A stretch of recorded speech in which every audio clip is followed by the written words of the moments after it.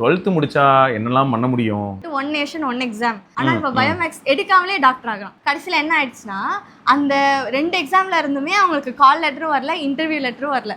Okay, அடுத்தது யூசீட் exam. யூசீட் யூசீடா?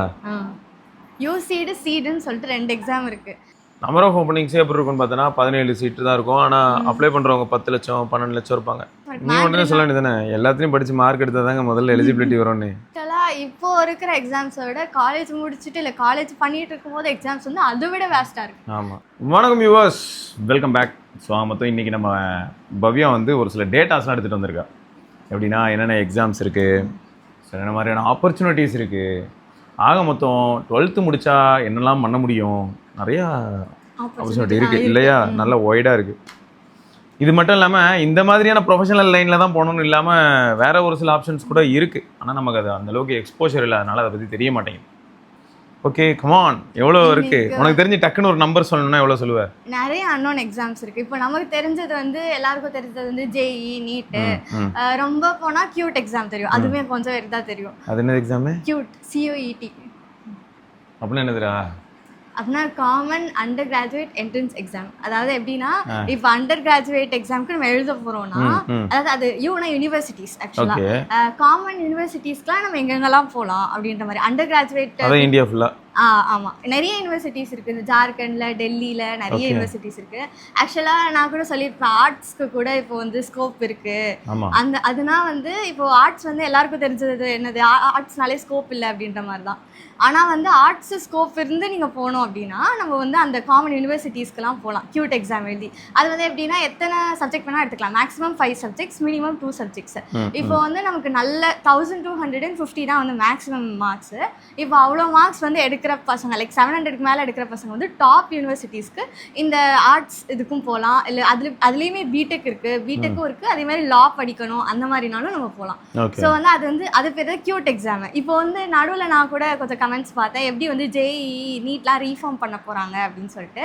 ஆக்சுவலாக வந்து எப்படி ரீஃபார்ம் பண்ண போகிறாங்கன்னா, கியூட்னு சொல்லிட்டு one nation one exam, so எல்லாத்தையும் சேர்த்து கிளப் பண்ணி ஒரு எக்ஸாமை மாற்றலாம் அப்படின்னு சொல்லிட்டு ஒரு பிளான் போயிட்டு இருந்துச்சு. பட் அப்போ அந்த ஒரு எக்ஸாம் எப்படியா இருக்கும்னு நான் கெஸ் பண்ணுறேன். காலையில் செஷன் வந்து ஒரு எக்ஸாம் இருக்கும், சாயங்கால செஷன் ஒரு எக்ஸாம் இருக்கும்னு வைப்போம். காலையில் செஷன் வந்து இப்போ எக்ஸாம்பிளுக்கு சொன்னால் இது ஆப்டிடியூட் மாதிரின்னு வச்சுக்கேன், அது வந்து காமன் ஃபார் ஆல் மாதிரி. ஈவினிங் செஷனில் வைக்கக்கூடிய எல்லாமே மோஸ்ட்டாக மல்டி சாய்ஸ் மாதிரி தான் இருக்கும். உங்களோட ஸ்பெஷலைசேஷனுக்கு ஏற்ற மாதிரியான ஒரு பேப்பராக இருக்குமா? அது எப்படி சொன்னாங்கன்னா ஒரே ஒரு பேப்பர் தான் மாறும். ஆக்சுவலாக ஜேஇக்கும் நீட்டுக்கும் மேக்ஸ் வந்து ஜேஇக்கு எடுப்பாங்க, நீட் வந்து பயாலஜி எடுப்பாங்க. ஸோ அவங்க என்ன சொன்னாங்கன்னா 2 சப்ஜெக்ட் இருக்கும், கெமிஸ்ட்ரி, மேத்தமேட்டிக்ஸ், அது 2 மட்டும் இருக்கும். மற்றபடி வந்து அந்த ஒரு சப்ஜெக்ட் மட்டும் ஆப்ஷனல் மாதிரி இருக்கும். எல்லாருக்கும் ஒரே மாதிரி தான். இப்போ எல்லாரும் ஒரே எக்ஸாம் தான் எழுதுவாங்க, அவங்களுக்கு எவ்வளோ மார்க் கிடைக்குதோ அதுக்கேற்ற மாதிரி உள்ளே போவாங்க அப்படின்னு சொல்லிட்டு சொல்லியிருந்தாங்க இப்போ. ஆனால் அதுக்கப்புறம் நிறைய பிரச்சனை வந்தனால இன்னும் கரெக்டாக கொண்டு வரல. ஒன் நேஷன் ஒன் எக்ஸாம் வந்து இன்னும் கொண்டு வரல. பட் அது வந்து சொல்லிட்டு இருந்தாங்க, இதெல்லாம் மாற்றலாம் அப்படின்னு, ரீஃபார்ம் பண்ணலாம்னு சொல்லிட்டு இருந்தாங்க. ஆக்சுவலாக கமெண்ட் செக்ஷனில் கூட ஒருத்தவங்க கேட்டிருந்தாங்க எப்படி ரீஃபார்ம் பண்ண போகிறாங்கன்னு, அதை பற்றி பேசிகிட்டு இருந்தாங்க. ஸோ வந்து அதை வந்து சொல்லலான்னு நினச்சேன் இந்த இதில். ஆக்சுவலாக வந்து ஒரு காமனாக வந்து நான் இப்போ பார்த்தது என்னென்னா, இப்போது பயோமேக்ஸ் எடுத்தால் டாக்டர் ஆகலாம், ஆனால் இப்போ பயோமேக்ஸ் எடுக்காமலே டாக்டர் ஆகலாம். அந்த மாதிரி ஆப்ஷன் இருக்குது.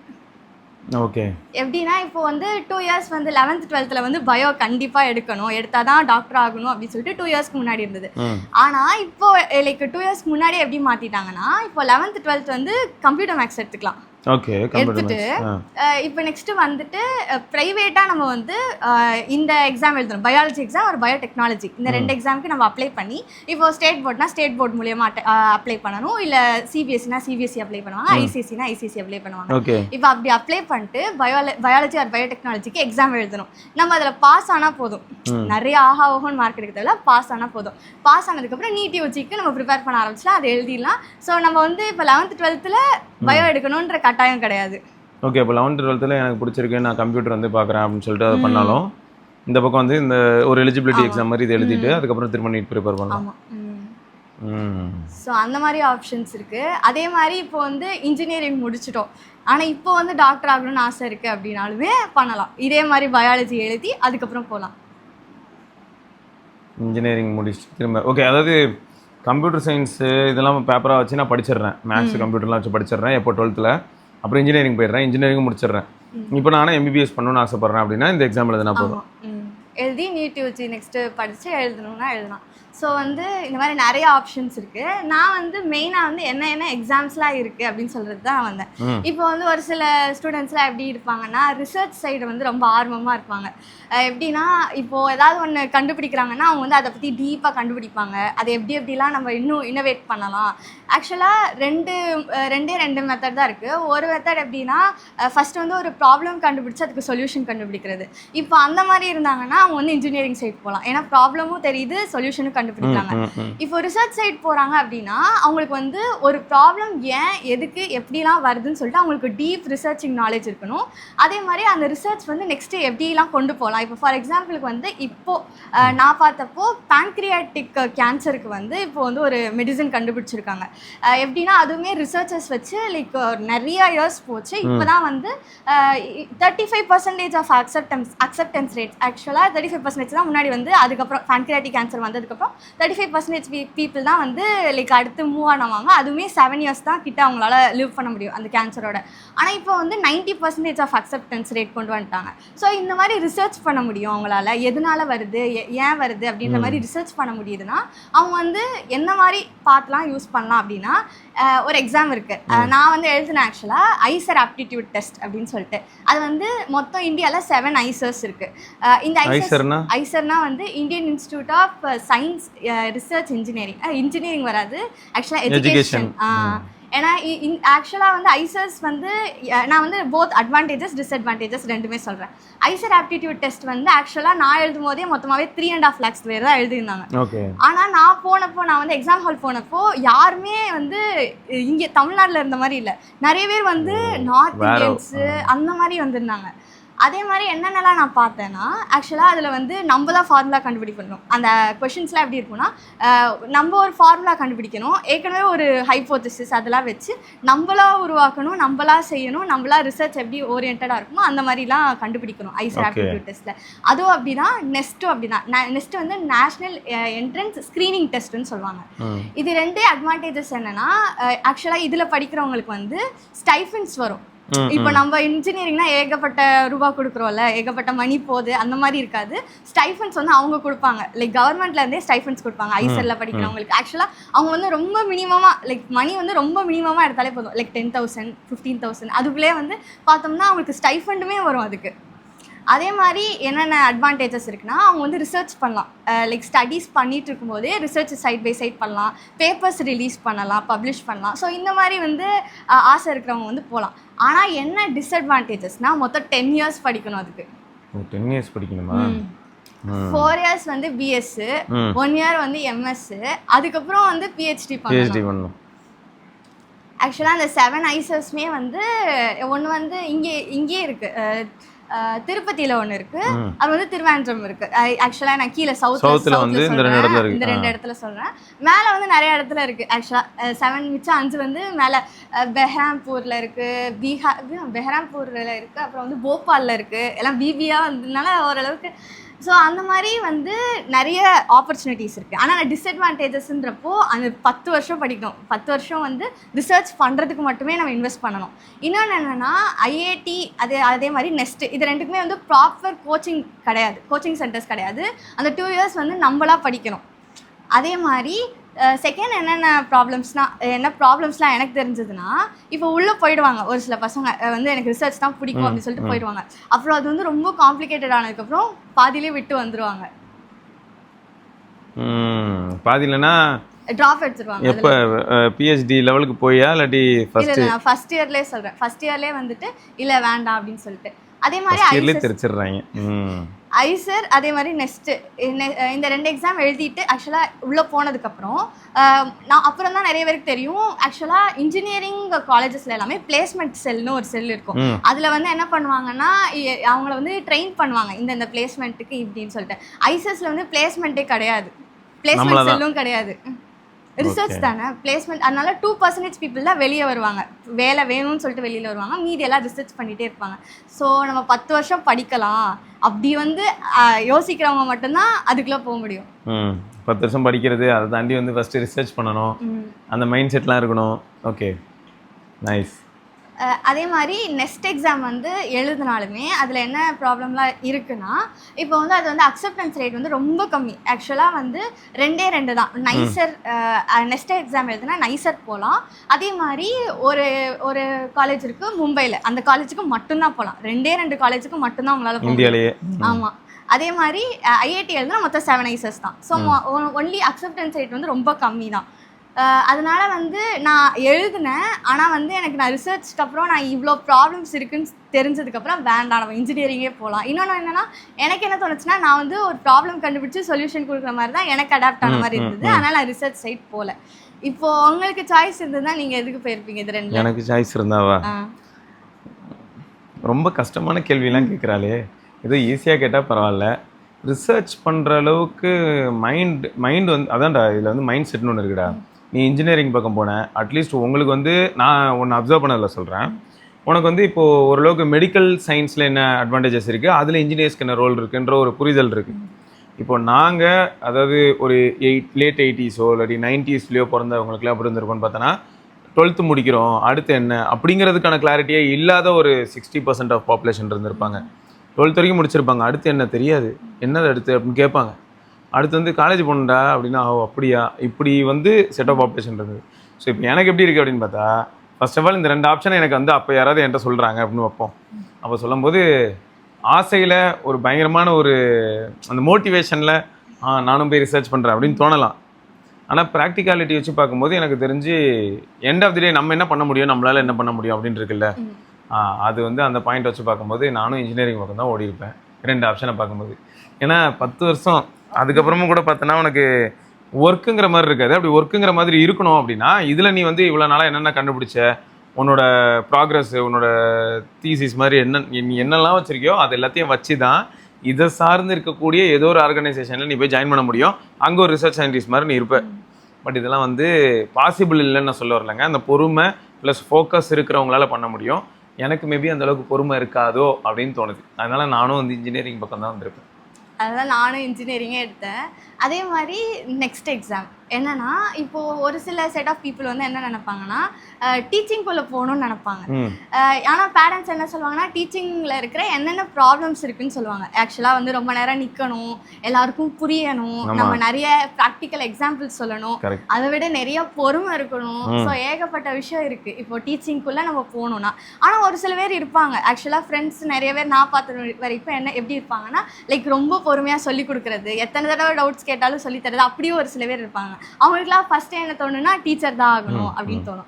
ஸோ அவங்களுக்கு எந்த மாதிரி எக்ஸாம் எழுதலாம்னு சொன்னால் என்செட்னு சொல்லிட்டு ஒரு எக்ஸாம் இருக்கு. என்செட் அது national common entrance teaching test. அது டீச்சர் ஆகிறதுக்கு. National common entrance for teaching அந்த மாதிரி.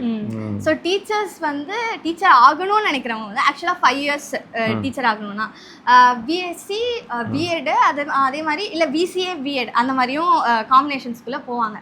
ஸோ வந்து பிஎடும் படிக்கணும், அதே மாதிரி அதுக்கு பிஎஸ்சிக்கு 3 years ஆகும், பிஎடுக்கு 2 years ஆகும். ஸோ மொத்தம் 5 years ஆகும் அப்படின்னு ஒரு இது இருக்குன்னா, இப்போ என்ஐடிஸ் ஐஐடிஸ்லாம் இப்போ வந்து இந்த என்செட் எக்ஸாம் எழுதணும்னா நம்ம வந்து டீச்சர் ஆகலாம். ஓகே, இந்த என்செட் எக்ஸாம்ல எவ்வளோ நல்ல மார்க் வச்சிருக்கோமோ அதை வச்சு IITs NIT number 1 NIT Tiruchirappalli, அதாவது திருச்சியில் இருக்கிறது வந்து நம்ம உள்ளே போகலாம்.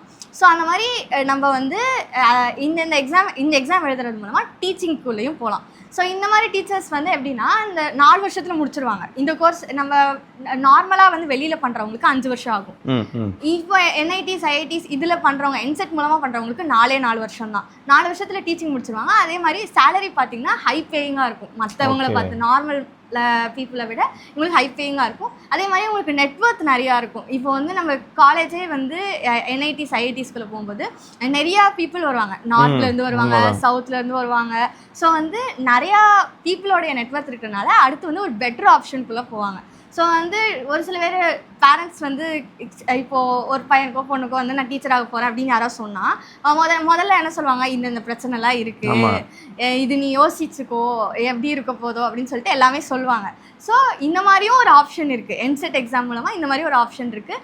இப்போ அதே மாதிரி என்ன சொல்லுவாங்கன்னா டீச்சிங்குள்ளே போனோன்னையும் ஒரு 2 years வந்து இந்த பீப்புளுக்கு வந்து நீங்கள் சொல்லித்தரணும். இப்போ ப்ரைமரிக்கு சொல்லித்தராங்கன்னா ப்ரைமரிக்கு அப்புறம் தான் செகண்டரி போகிற மாதிரி இருக்கும். இப்போ வந்து ஆனால் அதுக்குள்ளே இப்போ ஐஐடிஸ் என்ஐடிஸ்குள்ளே நீங்கள் போய் ஒரு ரெஸ்யூம் ரெஸ்யூம் ரெடி பண்ணால் அந்த ரெஸ்யூமில் வந்து நீங்கள் டேரெக்டாக செகண்டரிக்குள்ளே போகலாம், இல்லை டேரெக்டாக வந்து இந்த மிடில் ஸ்கூலுக்கு சொல்லிக் கொடுக்கணும்னா அந்த மிடில் ஸ்கூலுக்கு சொல்லிக் கொடுக்கலாம். ஸோ வந்து இந்த எக்ஸ்பீரியன்ஸ் தேவையில்லை. ஃபஸ்ட்டே வந்து அந்த ஆனால் எக்ஸ்பீரியன்ஸ் தேவையில்ல, பட் அந்த பொட்டன்ஷியல் இருக்கான்னு எப்படி கண்டுபிடிப்பாங்க ஒருத்தருக்கு? அந்த பொட்டன்ஷியல் இருக்கா இல்லையான்னு. ஏன்னா நான் நிறைய கிளாஸ் எடுக்க விட்றேனே வையேன், ஆனால் அந்த டாப்பிக்கை அந்த ஒரு 8th ஸ்டாண்டர்ட் ஸ்டூடெண்ட்டுக்கு இந்த ஃபிசிக்ஸை சொல்லி தரணும் அப்படின்னும் போது எதிர்பார்த்த அளவுக்கு இல்லையோன்னு சப்போஸ் நினச்சிட்டாங்கன்னா இவங்க வந்து எலிஜிபிலிட்டி உள்ள வந்துடுறாங்க, பட் இல்லைன்னு தோணுச்சு. அதாவது இப்போ ஸ்கூலில் வந்து அந்த இது பண்ணுவாங்கல்ல இன்டர்வியூ மாதிரி, அந்த மூலமாக தான் ஆக்சுவலாக எடுப்பாங்க.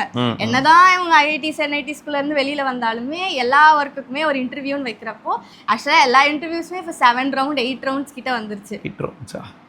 சரி, அந்த மாதிரி எல்லாத்தையும் இது பண்ணதுக்கப்புறம் தான் இப்போ அவங்க வந்து ஓகேனா எடுத்துப்பாங்க. என்னதான் நீங்கள் ஐஐடிஸ் என்ஐடிஸ்குள்ள இருந்து வெளியில வந்திருந்தாலுமே ஆக்சுவலாக ஒரு பெட்டர் சான்ஸ் இருக்குது, மற்ற நார்மல் இதை விட பெட்டர் சான்ஸ் இருக்குது. ஆனால் இதை எடுத்தால் கண்டிப்பாக சக்ஸஸ்லாம் சொல்ல மாட்டேன், பட் பெட்டர் சான்சஸ் இருக்குது. இதில் என்ன டிஸ்அட்வான்டேஜஸ் இருக்குன்னா, இதில் வந்து நீங்கள் எவ்வளோ கஷ்டப்பட்டு இப்போ 2 வருஷம் படிக்கிறாங்கனாலுமே என்ன ஆகும்னா, இப்போது மொத்தமாகவே ஒரு என்ஐடியிலேருந்து மொத்தமாகவே 50 பேர் தான் எடுப்பாங்க. ஒரு யூனிட்டுக்கு 50 பேர் தான். மோஸ்ட் ஆஃப் ஆல் 2 யூனிட்ஸ் தான் எடுப்பாங்க. இப்போது ஒரு வேளை நிறைய பேர் எடுக்கிறாங்க அப்படின்னாலுமே 2 யூனிட்ஸ் 100 பேர் தான் எடுப்பாங்க, மற்றபடி உள்ளே எடுக்க மாட்டாங்க. ஆனால் எழுதுறது என்னமோ நிறைய பேர் எழுதுவாங்க நார்த்தில். இந்த எக்ஸாம்பிள் எழுதுறவங்களோட நம்பிக்கை அந்த நம்பர்ஸ் எடுத்து பார்த்தோன்னு வைங்களேன், ஐயோ அது எப்பயுமே இதுலன்னு இல்லை. இப்போ காம்படிட்டிவ் எக்ஸாம்ஸ் பார்ப்போம்ல நம்ம இதில், ஜாபுக்கு காலேஜும் முடிச்சிட்டாங்க, இல்லாட்டி காலேஜ் அப்பயே வந்து சைட் பை சைட் படிப்பாங்க. எப்படி ஸ்கூல் டைம்லேயே சைட் பை சைட் ஜேடபிள்யூ படிக்கிறாங்கன்னு சொல்கிறல, அந்த மாதிரி வந்து பார்த்தீங்கன்னா காலேஜ் படிச்சுட்டு இருக்கும்போதே உனக்கு டிஎன்பிஎஸ்சி, யூபிஎஸ்சி, ஐபிபிஎஸ்சி என்னென்ன மாதிரியான எக்ஸாம்ஸ்லாம் இருக்கோ எல்லாத்துக்குமே டிஃபென்ஸ் ரிசர்ச்சுக்கெலாம் கூட எழுதலாம். ஸோ ஏகப்பட்ட இது இருக்குது. அப்பயே வந்து இதுலேயும் எப்படி இருக்கும்னு பார்த்தா நம்பர் ஆஃப் வேகன்சிஸ் வந்து ஒரு 300 அப்படின்னா பார்த்தா ஒரு 8 lakhs to 10 lakhs அப்ளை பண்ணுவாங்க. ஈஸியாக தான் இருக்குது. ஓகே, இந்த மாதிரி ஒருத்தவங்களுக்கு ஒரு இன்ட்ரெஸ்ட் இருக்கிற மாதிரி தான். இப்போ இந்த எக்ஸாம் எழுதுறது மூலமாக டீச்சிங்குள்ளே போகலான்னாலுமே இப்போது, ஆனால் அடுத்து இப்போ வேறு இது பண்ணணும், டக்குன்னு இப்போது டீச்சிங் முடிச்சுட்டு வெளியே வந்துட்டாங்க, இந்த என்செட்டாக எழுதிட்டாங்க, இப்போ ஐஐடிஸ் என்ஐடிஸ்குள்ளேருந்து வெளியில் வந்துட்டாலுமே அவங்களுக்கு திடீர்னு வேறு எது போகணும் அப்படின்னா அவங்களால போக முடியாது, இந்த டீச்சிங்குள்ளே தான் இருக்கிற மாதிரி இருக்கும். ஸோ வந்து அதுவும் பார்த்துக்கோங்க. ஸோ வந்து இது மாற முடியாது, டொமைன் மாற முடியாது. ஓகே ஓகே, ஏன்னா ஆல்ரெடி அவங்க வந்து இப்போது டீச்சிங்னு வந்திருக்காங்கன்னா இப்போ மாறணும்னா திரும்ப ஸ்க்ராட்ச்லேருந்து ஆரம்பிக்கணும். இப்போ ஸோ அந்த டிஃபிகல்ட்டி இருக்குது. ஸோ என்செட் எக்ஸாம் வந்து டோட்டலாகவே தான். அதே மாதிரி அதில் வந்து 3 இது இருக்குது, 4 செக்ஷன்ஸாக பிடிச்சிருப்பாங்க. ஃபஸ்ட்டு செக்ஷன் வந்து லாங்குவேஜ் செக்ஷன், 2 லாங்குவேஜ் எடுத்துக்கலாம் நம்மளே. செகண்ட் செக்ஷன் வந்து ஆப்டிடியூட் மாதிரி இருக்கும், என்னென்ன நம்ம நார்மலாக இருக்கிற சப்ஜெக்ட்ஸ் மாதிரி இருக்கும். தேர்ட் வந்து எப்படி இருக்கும்னா, இப்போது டீச்சிங்னு ஒரு இது இருக்கும்ல, அதை வந்து எடுப்பாங்க. ஸ்கில் செட் என்னென்ன டீச்சிங்க்கு வேணுமோ அது 3வது. 4வது வந்து ஜென்ரல் நாலேஜ் மாதிரி. ஸோ அந்த 4 செக்ஷன் யார் வந்து நல்லா பண்ணுறாங்களோ அவங்களுக்கு வந்து உள்ளே போகிற மாதிரி இருக்கும் எலிஜிபிலிட்டி. அதான் இப்போ என்னன்னா, இந்த மாதிரி எக்ஸாம்ஸ்லாம் எனக்கு தெரிஞ்சு நார்த்தில் அவ்வளோ இதாக இருக்கே தவிர இப்போ சவுத்தில் வந்து நிறைய பேருக்கு தெரியலன்னு தோணுது. எனக்கும் தெரியாதுப்பா, இவ்வளோ எக்ஸாம் இருக்குது அப்படிங்கிறது இப்போ நீ எக்ஸ்ப்ளோர் பண்ணனால தான் எனக்கு தெரியுது. அதேமாதிரி இந்த வீடியோ பார்க்கும்போது ஒரு சிலருக்கு புதுசாக தெரிஞ்சிருக்கலாம். இன்னும் வேறு எதுனா எக்ஸாம்ஸ் இருக்கா? ஆக்சுவலாக இதுக்கப்புறம் வந்து யூனிவர்சிட்டிஸ்க்குன்னு ஒரு சில எக்ஸாம்ஸ் இருக்கும். யூனிவர்சிட்டிஸ் எக்ஸாம்ஸ்லாம் எப்படி இருக்கும்னா, ஒருத்தவங்க ஒரு மாதிரி வச்சுருப்பாங்க அந்த யூனிவர்சிட்டிக்கு. ஆமாம், ஈச் யூனிவர்சிட்டிக்கு ஒரு எக்ஸாம் இருக்கும். இப்போ வந்து நான் இப்போது ஒரு சில ஸ்கேம் என்ன பார்க்குறேன்னா, இப்போது நிறைய ஆடே வருது. எப்படின்னா, இப்போது நம்ம முன்னாடியே இப்போது ஃபார் எக்ஸாம்பிளுக்கு வந்து ஒரு 6 monthsக்கு அப்புறம் காலேஜ் வந்து இப்போது கவுன்சிலிங், எல்லா காலேஜுக்கும் ஒரு கவுன்சிலிங் போகுதுன்னா 6 months முன்னாடியே நம்ம இப்போ ஒரு யூனிவர்சிட்டிக்கு போயிட்டு அவங்கக்கிட்ட வந்து இந்த மாதிரி வேகன்சி இருக்கா அப்படின்னு சொல்லிட்டு கேட்டிருக்காங்க. அப்படின்னா இப்போ இந்த ஜான்வரி மந்த்தே நான் என்னென்ன ஆட்லாம் பார்த்தேன்னா, இப்போ உங்களுக்கு இந்த மாதிரி மார்க் குறைஞ்சிருச்சுன்னா, இப்போ இந்த மாதிரி யூனிவர்சிட்டிக்கு என்ட்ரன்ஸ் எக்ஸாமுக்கு மார்க் குறைஞ்சிருச்சுன்னா இந்த ஏஜென்சி இருக்காங்க, நீங்கள் போய் பாருங்கள் அப்படின்றாங்க. இப்போ அந்த ஏஜென்ட்டுக்குள்ளே நம்ம போகிறோம் அப்படின்னா குறிப்பிட்ட மணி கேட்குறாங்க. ஓகே, இப்போ மணி நம்ம கொடுத்துட்டா அவங்க என்ன சொல்கிறாங்கன்னா, இந்த காலேஜுக்கு நம்ம நேரடியாக போயிடலாம், இந்த எக்ஸாமோட மார்க் தான் தேவையில்லை. அப்போது சும்மா அந்த ஐவாஷ் மாதிரி அந்த என்ட்ரன்ஸ் எக்ஸாமே ஓரளவுக்கு ஐவாஷ் மாதிரி தான் இருக்குது. இப்போ நம்ம எவ்வளோ முன்னாடி போய் கேட்குறோமோ அவ்வளோ முன்னாடி சீட் எடுத்து வச்சிடறாங்க, இவ்வளோ பேர் வந்து வாங்கியிருக்காங்க அப்படின்னு சொல்லிட்டு இந்த ஏஜென்சி மூலமாக போகலாம். ஜென்யூனாக போகிறவங்க ஒரு பக்கம், இது பேக் சைடில் வந்து போகிறவங்களும் இருக்காங்க. ஆக்சுவலாக நான் வந்து நல்ல ரெப்யூட்டட் இதிலே இந்த மாதிரி நடக்குது. இப்போ யூனிவர்சிட்டியாக இருக்கிற ஏன்னா உங்களுக்கு கொஞ்சம் இதெல்லாம் கூட கிடைக்கும் இல்லையா, டொனேஷன் அது இது நிறைய கிடைக்கும் பெனிஃபிட்ஸ். ஆக்சுவலாக அப்படி இருக்காங்கன்னா மீதி ஒரு 10% ஆக்சுவலாக அப்படி எழுதி உள்ள போகிறவங்களுக்கு ஒரு லக்கும் தேவை. ஏன்னா இப்போ எப்படி பண்ணுறாங்கன்னா, இப்போ ஏஜென்சி மூலமாக போகிறவங்களுக்கு ரேங்க் மாற்றிடுறாங்க.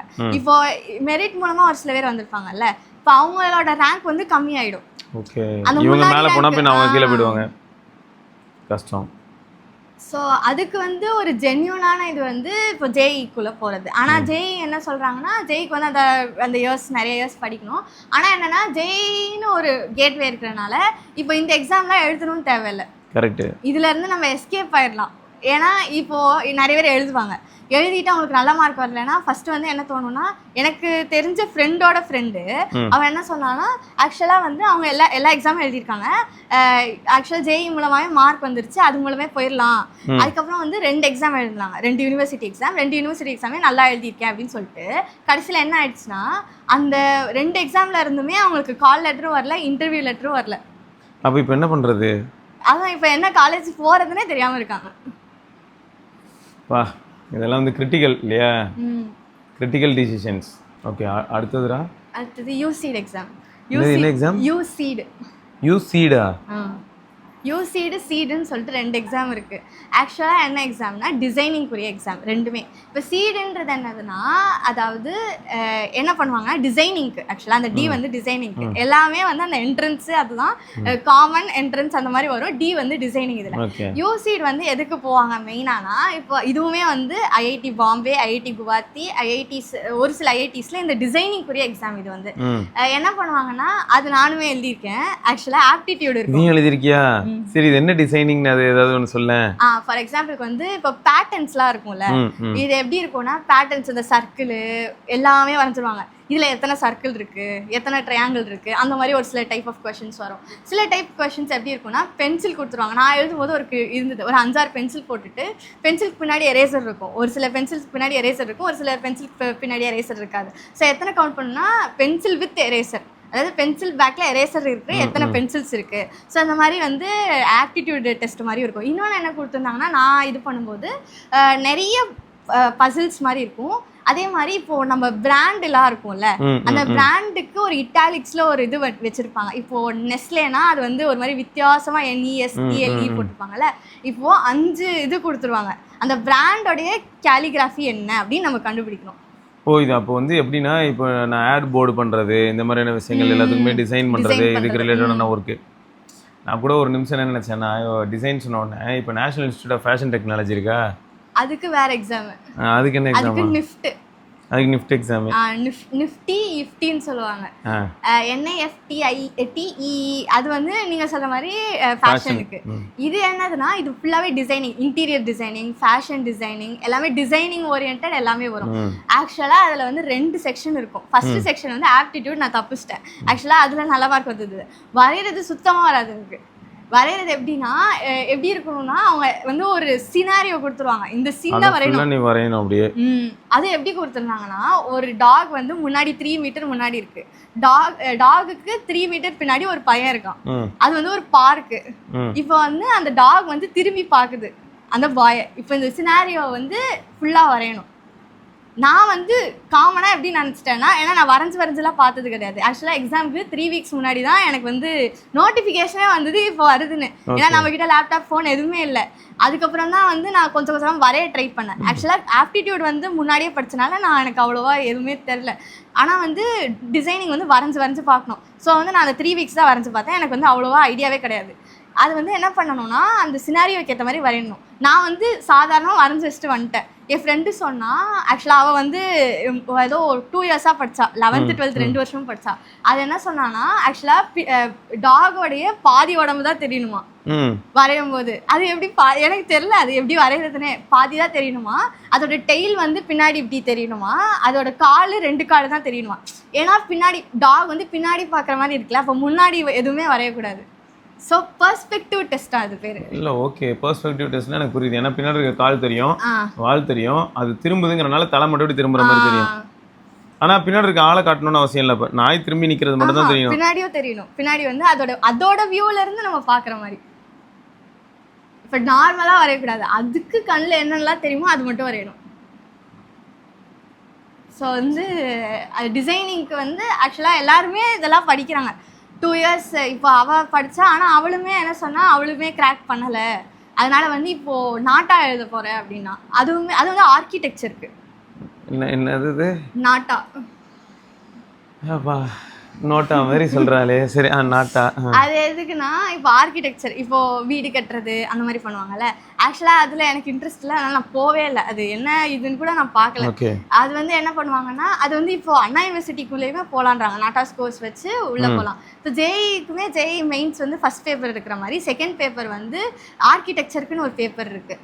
அதுவும் எப்படி பண்ணுவாங்கன்னா, அதுக்கு பென்சிலு கிரையான்ஸ் எல்லாம் எடுத்துப்பாங்க, வரைவாங்க. அதை உட்காந்து என்னென்னலாம் அவங்க கொடுத்துருக்காங்களோ அதெல்லாம் வரைவாங்க. ஆக்சுவலாக என்னோட கசின் ஒருத்தவங்க எழுதுனாங்க, அது மூலமாக எனக்கு தெரியும். அதாவது ஃபுல்லாக நாங்கள் என்ன எடுத்துகிட்டு போனோம்னா எதுவுமே எடுத்துகிட்டு போகக்கூடாது, நாங்கள் மட்டும் போனோம். அவங்க என்ன பண்ணுவாங்கன்னா டப்பாடவாக இந்த பென்சிலு எரேசர் எல்லாம் வரைகிறதுக்கு இப்படி எல்லா திங்ஸும் எடுத்துகிட்டு போவாங்க.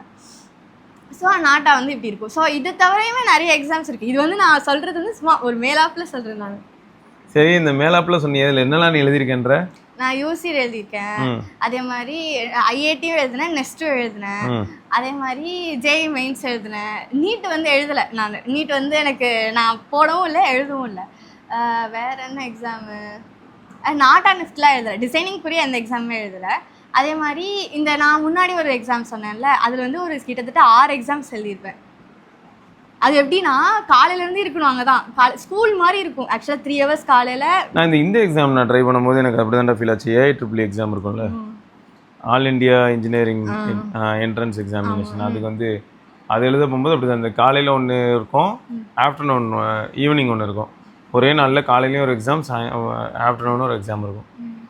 ஸ்கூல் மாதிரியே தான் இருந்தது. லஞ்ச் பிரேக் விட்டாங்க, திரும்ப வந்து எக்ஸாம் எழுத ஆரம்பிக்கணும். ஸோ அது கிரேசி தான். ஆக்சுவலாக நான் அந்த எக்ஸாம் எழுதும்போது, அதாவது நான் ஒரு எக்ஸாம் சொன்னேன்ல அந்த IOQM, அதெல்லாம் எப்படின்னா நேஷ்னல் லெவல் எக்ஸாம். ஓகே. அந்த எக்ஸாம் வந்து எழுதும்போது எப்படின்னா வீட்டில் வந்து என்ன சொல்லிட்டாங்க, ஆக்சுவலி எழுதுறது ஓகே அப்படின்ட்டாங்க. எப்படி இருந்ததுன்னா மார்னிங் ஒரு எக்ஸாம் முடிஞ்சதுக்கப்புறம் அதுவே 3 hours. அதுக்கப்புறம் மத்தியானமும் ஒரு எக்ஸாம் இருந்தது. மார்னிங் வந்து ஒரு 10 to 1 வரைக்கும் நடந்திருக்கும். அப்புறம் நீங்கள் லஞ்ச் போயிருப்பீங்க, திரும்ப வந்து 2 o'clock ஒரு எக்ஸாம். ஆமாம், 2 to 6 இருந்தது, 5 இருந்ததுன்னு நினைக்கிறேன். ஓகே, 3 hours அப்புறம் வந்துட்டோம். ஆக்சுவலாக அது எப்படி இருந்ததுன்னா, அந்த பேஷன்ஸ் டெஸ்ட் பண்ணுவாங்கல்ல, நமக்கு நிஜமாவே அதில் வந்து இது இருக்கான்னு. ஆக்சுவலாக அது வெறுப்பாயிடும் கொஞ்சம் நேரம் கழிச்சு. ஆனால் எனக்கு பயோவில் வந்து அந்த வெறுப்பு அந்த மாதிரி தெரியல. அந்த 3 hours நான் ரீட் இன்ட்ரெஸ்டிங்காக இருந்தது. அதான் உன்னோட ஏரியா ஆஃப் இன்ட்ரெஸ்ட்டுங்கிறனால பயோ நீ பண்ணும்போது உனக்கு வந்து ரொம்ப மோட்டிவேட்டிங்காகவும் பார்க்குறதுக்கு இன்ட்ரெஸ்டிங்காகவும் இருந்திருக்கு. Okay okay. ஸோ இந்த மாதிரி எக்ஸாம்ஸ்லாம் எழுதுறது ஒரு சைடு இருந்தாலுமே என்ன சொல்லுவாங்கன்னா, இப்போ பேரண்ட்ஸ் சைட்லேருந்து என்ன சொல்லுவாங்கன்னா, ஒரு சில பேருக்கு தெரியாது. இப்போ தெரிஞ்சவங்கலாம் வந்து ஷேர் பண்ணுவாங்கல்ல. ஸோ நான் வந்து சின்ன வயசுல இருக்கும்போது என் தாத்தா வந்து ஷேர் பண்ணுவார், இந்த மாதிரி நிறைய எக்ஸாம்ஸ் இருக்குது, நீ எழுதி பாரு, அதில் வந்து உனக்கு இன்ட்ரெஸ்ட் கிடைக்கும். ஏன்னா அவர் வந்து கடைசியாக லேண்ட் ஆனதான் கவர்மெண்ட் எக்ஸாம் எழுதி தாசில்தார் ஆனார். அதுவரையும் அவருமே எக்ஸாம் எழுதினாரு, அவருக்குமே வந்து இது பிடிக்கல அது பிடிக்கல அது மாதிரி இருந்தது. பரவாயில்ல, அவரும் நிறைய எக்ஸாம் எழுதியிருக்காரு. இப்போ நீயும் நிறைய எக்ஸாம் ட்ரை பண்ணிக்கிட்டு இருக்க. அதே சமயம் இப்போ எப்படியா இருந்தாலும் இன்ஜினியரிங்குள்ளே தான் போகிற. Okay okay okay. நீங்கள் எந்தெந்த எக்ஸாம்லாம் எழுதணும்னு நினைக்கிறீங்க? இதில் நான் வந்து அப்போ என்ன தெரியுமாடா பண்ணேன், ஓப்பனாக சொன்னால் பேரண்ட்ஸ்க்கு எப்பயுமே வந்து அவங்களோட கிட்ஸ் ஒரு ஹீரோவாக தெரியும் போது இந்த எக்ஸாம் எழுதி கிளியர் ஆனால் நல்லாயிருக்கும், அந்த எக்ஸாம் எழுதி கிளியர் ஆனால் நல்லாயிருக்கும்னு சொல்லி அவங்க என்ன பண்ணுவாங்கன்னா, அவங்க பண்ணல, ஸோ இவனையாவது பண்ண வைப்போம் அப்படின்னு சொல்லி முயற்சி பண்ணுவாங்க. பட் என்ன ஆகும்னா, அந்த கிட்டுக்கு நிஜமாவே அதில் இன்ட்ரெஸ்ட் இருக்கா, அது வந்து ஒரு முக்கியமான பாயிண்ட். ஏன்னா சும்மா நான் வந்து எந்த எக்ஸாம்னாலும் எழுத வைக்கிறதுக்காக அப்ளிகேஷன்ற பேரில் நான் வாங்கி போட்டு போயிடலாம். நாளைக்கு எந்த அளவுக்கு ஆகும்னு பார்த்தோன்னா, சில சமயங்களில் நம்ம இன்னைக்கு வந்து நிஜமாக சொல்லப்போனால் இருக்கிற பாப்புலேஷனில் தமிழ்நாட்டில் பார்த்தா மெஜாரிட்டி ஆஃப் த பாப்புலேஷனுக்கு பர்ச்சேசிங் பவர் அப்படிங்கிறது ஓரளவுக்கு நல்லா இருக்குது. பட் ஒரு 15 years 20 years பேக் போகும்போது என்ன ஆகும்னா, பர்ச்சேசிங் பவர் அப்படிங்கிறது எல்லாருக்கிட்டையுமே ரொம்ப பவர்ஃபுல்லாக இருந்தது கிடையாது. ஸோ அப்போ எக்ஸாம் எழுதுறதுக்கு வந்து சப்போஸ் 700 rupees ஃபீ இல்லாட்டி 1000 rupees ஃபீ எக்ஸாம் எழுதுறதுக்கு அப்படின்னா, அதை நம்ம ஃபெயில் ஆகிட்டோம் அப்படின்னும் போது பேரண்ட் வந்து எப்படி சொல்லுவாங்க அப்படின்னா, நம்ம அப்பா அம்மா 1000 ரூபா கட்டி எழுதுனேன், இன்னும் நீ ஃபெயில் ஆகிருக்க அப்படின்ற மாதிரி தான் சொல்லுவாங்க. இல்லாட்டி அந்த சீரியஸ்னஸ் இருக்கா, இந்த மாதிரியான கேள்விகள் ரொம்ப அதிகமாக வரும். ஸோ அது ஒரு பக்கம் வந்து என்ன ஆகும்னா, இன்னைக்கு ட்ரெண்டுக்கு நான் பேசுகிறதா இருந்தால் இந்த மாதிரி பேரண்ட்ஸ் பேசிட்டாங்கன்னா பசங்க வந்து ஈஸியாக மனம் உடைந்து அப்படி நொடிஞ்சு போயிடுறாங்கன்றாங்க இல்லையா. எனக்கு இதெல்லாம் என்ன சொல்கிறதுனே தெரில. இதுக்கெல்லாமா மனம் உடைய முடியும்? எவ்வளோ எக்ஸாம்ஸ் இருக்குது, அடுத்து வேறு என்ன நமக்கு பிடிச்சிருக்கோ அதை நோக்கி நம்ம மூவ் ஆன் ஆகணும். ஸோ அப்படி இருக்கும்போது நான் வந்து அந்த டைமில் என்னலான்னா டான்செட் வந்து இது MBAக்காக எழுதுனது. அப்புறம் ஏஐஇஇ, அப்புறம் ஜிப்மர் மெடிக்கல் காலேஜ், அதுக்காக வந்து தனியாக வைப்பாங்க அது. அப்புறம் இது வந்து எப்படின்னா 12th முடிச்சுட்டு அதுக்கப்புறம் வந்து இது அவ்வளோதான், இது மட்டும் தான் ஏஐஇஇ, ஜிப்மருக்கு தனியாக எழுதுனது, அப்புறம் காலேஜ் முடிச்சு டான்செட் எழுதுனது. நான் வந்து தனிப்பட்ட முறையில் என்ஐடி அது அந்த மாதிரிலாம் எழுதுனது இல்லை. காலேஜுக்கு அப்புறம் தான் யூபிஎஸ்சியும் ஐபிபிஎஸும் தான் மெயினாக நான் கான்சென்ட்ரேட் பண்ணேன். இத்தனைக்கும் திடீர்னு பார்த்தா ஆர்பிஐலேருந்து ஓப்பனிங் போடுவாங்க, கிளரிக்கல் ஓப்பனிங் அது இதுன்னு. நம்பர் ஆஃப் ஓப்பனிங்ஸே எப்படி இருக்குன்னு பார்த்தோன்னா 17 சீட்டு தான் இருக்கும். ஆனால் அப்ளை பண்ணுறவங்க 10 லட்சம் 12 லட்சம் இருப்பாங்க. ஆனால் ஓவரால் சீட்ஸே வந்து நான் ஒரு தடவை பார்க்கும்போது 49 ஒன்று இருந்தது. எவ்வளோ பேர் அப்ளை பண்ணுறாங்கன்னு பார்த்தா த்ரூ அவுட் இந்தியா அப்ளை பண்ணுவாங்களா, எலிஜிபிலிட்டியும் இருக்கும். ஏன்னா இப்போ ஒரு சில பொசிஷன்ஸ்க்குலாம் வந்து எலிஜிபிலிட்டி பார்த்தோன்னா 12th இருக்கும். 12th ஆனால் நம்ம பார்த்தோன்னா உனக்கு எம்பிஏ பண்ணியிருப்பீங்க, இல்லாட்டி வந்து எம்இ பண்ணியிருப்பீங்க, பிஏ பண்ணியிருப்பீங்க, பிகாம் பண்ணியிருப்பீங்க, பிபிஏ, எல்லாரும் வந்து ஏதோ டிகிரி வச்சுருப்பீங்க. இப்போ இன்னும் சொல்லப்போனால் விஏஓ பார்த்தோன்னா தெரியும், எலிஜிபிலிட்டி வந்து 10th நினைக்கிறேன். ஆனால் எழுத போகிறதெல்லாம் யாருன்னு பார்த்தோன்னா எம்எஸ்சி இவங்களாம் தான் போய் எழுதுவாங்க. ஸோ இது ஒரு வகையில் பார்க்கும்போது எப்படி இருக்கும் அப்படின்னு பார்த்தோன்னா, கவர்மெண்ட் ஜாப்னா என்னன்னு தெரிஞ்சு அதில் கிடைக்க போகிற பவருக்காக ஒரு சிலர் எழுதுவாங்க. இன்னும் ஒரு சிலர் வந்து ஆல்ரெடி நான் படித்த டிகிரிக்கு எனக்கு வேலை கிடைக்கல அப்படின்ற மாதிரியான ஒரு மனநிலையும் போயிட்டு இந்த மாதிரியான கவர்மெண்ட் எக்ஸாம்ஸ் எழுதுவாங்க. பட் இந்த எக்ஸாம்ஸ் அப்பியர் ஆகும்போது எனக்கு என்ன ஃபீல் ஆகும் அப்படின்னா, நமக்கு என்ன விஷன், அடுத்து நான் என்ன பண்ண போகிறேன் அப்படிங்கிறதுல ஒரு கிளாரிட்டி இல்லாமல் எக்ஸாம் எழுதுனா வேலைக்கு ஆகாதுன்னு தான் தோணுது. நான் அடுத்து என்ன பண்ண போகிறேன், இப்போ எக்ஸாம் கிளியர் ஆகிடுச்சு, சரி நான் அடுத்து என்ன பண்ண போகிறேன், அந்த இடத்துல நான் எப்படி வந்து எக்ஸல் ஆக வாய்ப்பு இருக்குது, இல்லாட்டி என்னோட ஸ்டாண்டர்ட் இல்லாட்டி என்னோட டேஸ்ட் அதில் வந்து கரெக்டாக மெர்ஜ் ஆகுமா ஆகாதா, இதெல்லாம் தெரியாமல் போனால் நீ சொன்ன திரும்ப எக்ஸாம் எழுதுவாங்க, ரிசர்ச்க்காக உள்ளே போவாங்க, ஒரு வருஷம் கூட ஆகாது, வெளில வந்துடுவாங்க. அதுவும் கொஞ்சம் எல்லோரும் கவனமாக பார்க்கணும். ஸோ நம்மளோட இன்ட்ரெஸ்ட் என்னங்கிறத ஐடென்டிஃபை பண்ணுறதை பற்றி பார்க்க போனால் போன வீடியோவில் கூட நீ சொல்லியிருப்பேன். நான் வந்து மல்டிபிள் எக்ஸாம்பிள்ஸ் எழுதினேன். ஆனால் இப்போ செக்ஷனல் கட் ஆஃப் மாதிரி ஏதாவது இருக்குன்னா அதில் பயாலஜியில் மட்டும் எனக்கு இன்ட்ரெஸ்ட் அதிகமாக இருந்தது, பயாலஜியில் மட்டும் மார்க்கும் அதிகமாக வருது. அப்போ ஏன் அதில் மட்டும் அதிகமாக வருது, ஏன்னா அதில் எனக்கு பிடிச்சிருக்கு. நேச்சுரலாகவே வந்து அதில் ஒரு சில கொஸ்டின்ஸ் எல்லாம் படிக்கவே இல்லைனா கூட சில சமயங்களில் வேற ஒரு சில கான்செப்ட்ஸ் வந்து பயாலஜியில் படித்ததை வச்சு இதுக்கும் நீ ஆன்சர் எழுதுவ கரெக்டாக. ஸோ அந்தளவுக்கு இன்வால்மெண்ட் ஆகிடுச்சு அப்படின்னு தெரியும் போது அந்த இடத்துல வந்து சக்ஸஸ் பார்க்கறதுக்கான ப்ராபபிலிட்டி வந்து அதிகம். ஸோ அந்த மாதிரி சூஸ் பண்ணி போனோம். எங்களுக்கு வந்து கிளாரிட்டி ரொம்ப கன்வீனியன் அந்த டைமில். அடுத்து என்ன பண்ணுறது அப்படிங்கிறதுக்கு வந்து பேரண்ட்ஸ்க்கும் எப்படி திரும்ப இருக்கும் மைண்டில், நடித்தா ஹீரோ தான் பையன் வந்து ஒன்று இன்ஜினியரிங் பண்ணணும், இல்லைனா வந்து எம்பிபிஎஸ் பண்ணணும், இதுதான் எல்லாரும் மைண்ட்லேயும் இருக்கும். ஆர்ட்ஸ் அண்ட் சயின்ஸை கூட பெருசாக அவங்க பார்க்கல அந்த டைமில். ஆனால் அதுக்கப்புறம் என்னாச்சுன்னா ரியாலிட்டிக்குள்ளே வராங்க. ரியாலிட்டிக்குள்ளே வரும்போது ஆர்ட்ஸ் அண்ட் சயின்ஸில் ஒருத்தன் ஒன்று பண்ணிட்டு அதுலேயே அதுக்கு அடுத்து என்ன பண்ணுறாங்கன்னு பார்த்தோன்னா சிலர் வந்து சிஏன்றாங்க. ஸோ வேறு சாய்ஸ் அண்ட் ஆப்ஷன்ஸ்குள்ளே மூவ் ஆன் ஆகும்போது தான் என்ன ஆகுதுன்னா ஓப்பன் அப் ஆகும்போது தான் கிளாரிட்டியே கிடைக்குது. அது வரைக்கும் பார்த்தோன்னா பேரண்ட்ஸ்க்கும் பெரிய கிளாரிட்டி இல்லாதனால அவங்க என்ன நினைக்கிறாங்களோ அதை வந்து பசங்க மனசில் இல்லாட்டி பசங்களோட ரூட்டையே அவங்க ஸ்கெட்ச் பண்ண ஆரம்பித்தாங்க. அது சில சமயங்களில் கொஞ்சம் கோளாறு தான். அந்த டைமில் கொஞ்சம் அதிகமாக இருக்க மாதிரி இருந்தது எங்கள் டைமில். இப்போ கொஞ்சம் பரவாயில்ல. உங்களுக்கே வந்து நிறைய தெரிஞ்சிருக்கு. நீங்களே வந்து உங்களுக்கு என்ன தேவைன்றதை சூஸ் பண்ணி நீங்கள் போகிறனால சக்ஸஸ் கொஞ்சம் பெட்டராக இருக்கும் அப்படின்னு தோணுது. ஆக்சுவலாக ஒரு கமெண்ட் வந்து ரீட் பண்ணேன். ஒருத்தவங்க வந்து கேட்டிருந்தாங்க, 4th ஸ்டாண்டர்ட் வந்து ஒரு கிட்டு படிக்கிறாங்க, நான் இப்போலேருந்தே ஸ்டார்ட் பண்ணலாமா அப்படின்னு சொல்லிட்டு. ஆக்சுவலாக அப்போலாம் ஸ்டார்ட் பண்ணக்கூடாது. ஏன்னா 4th ஸ்டாண்டர்ட்லாம் வந்து ஒன்றுமே தெரியாது அந்த டைமில். 6th ஸ்டாண்டர்டில் தான் பேசிக்கே ஸ்டார்ட் பண்ணுவாங்க. ஆக்சுவலாக ஒரு 10th 9th பேசிக்கே 6th தான் ஸ்டார்ட் பண்ணுவாங்க. அப்போ நம்ம வந்து 4th வந்து ஒன்றுமே தெரியாது நமக்கு. பச்சை மண்ணு. ஆனால் 4th வந்து எனக்கு என்ன தெரியுமா தோணுதுங்க, நான் திரும்பியும் சொல்கிறேன், இப்போ எப்படி இருந்தாலும் நம்ம வந்து எக்ஸாம்ஸை பற்றியில் தான் பேசுகிறோம். பவியோ அவளோட கான்செப்ட்ஸ் தாட்ஸ் எல்லாமே சொல்கிறா, எக்ஸ்பீரியன்ஸ் சொல்லிகிட்டு இருக்கா. அந்த 4th ஸ்டாண்டர்ட் பிள்ளை பண்ண வேணாம் அப்படின்றதையும் சொல்லிட்டா. என்னை பொறுத்த வரைக்கும் நான் என்ன சொல்கிறேன், இப்போ எங்கள் வீட்டில் நடக்கிறத வச்சு நான் சொல்கிறேன். எனக்கு வந்து பெரியவன் வந்து 5ஆம் கிளாஸ், சின்னவன் வந்து 2ஆம் கிளாஸ். இப்போ என்ன ஹைலைட்னா, இப்போ 5th போயிட்டுருக்கான். அவனுக்கு வந்து இப்போ தான் வந்து ஒரு ரொட்டீன் பில்ட் ஆகணுங்கிறதுக்காக காலையில் பக்கத்தில் வந்து ஏதோ ஒரு ஸ்போர்ட்ஸ் கோச்சிங் மாதிரி சேர்க்குறேன். இப்போ இவன் வந்து 2nd ஸ்டாண்டர்ட் தான். ஆனாலும் துருத்துருன்னு இருக்கிற அந்த குழந்தைக்கும் ஒரு மோட்டிவேஷன் வேணும் அப்படிங்கிறதுக்காக என்ன பண்ணலாம், ஒரு சிலம்பம் கிளாஸோ இல்லாட்டி காலையில் சும்மாவது ஒரு கிரவுண்டு கூட்டு போய் ஓட வைக்கலாம். ஃபஸ்ட்டு கிட்ஸுக்கு வந்து என்னென்னா, நான் அதுக்காக வந்து காலையில் ஒரு 3 மணி 4 மணிக்கெலாம் எழுப்ப சொல்லலை. காலையில் ஒரு 5:30 மணி 6 மணிக்காவது எழுந்திருக்கிற பழக்கத்தை உருவாக்கினா தான் என்ன ஆகும்னா அவங்களோட அந்த டே டு டே மார்னிங் வந்து பிரைட்டாக ஸ்டார்ட் ஆகும்.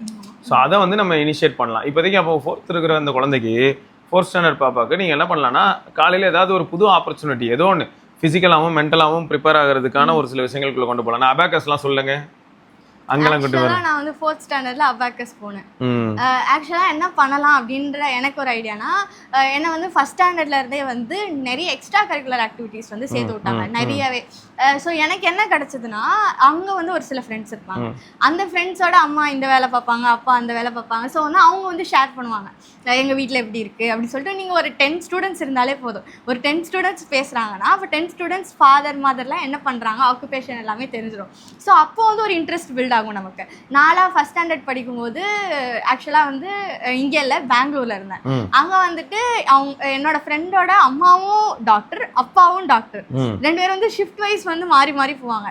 ஸோ வீடு பார்க்கும்போது எப்படி இருக்கும்னா ஃபுல் அண்ட் ஃபுல் அந்த டாக்டர், அந்த மெடிசின்ஸு, அந்த எக்யூப்மெண்ட்ஸு, ஸ்டெத்தோஸ்கோப்பு அதெல்லாம் இருக்கும்.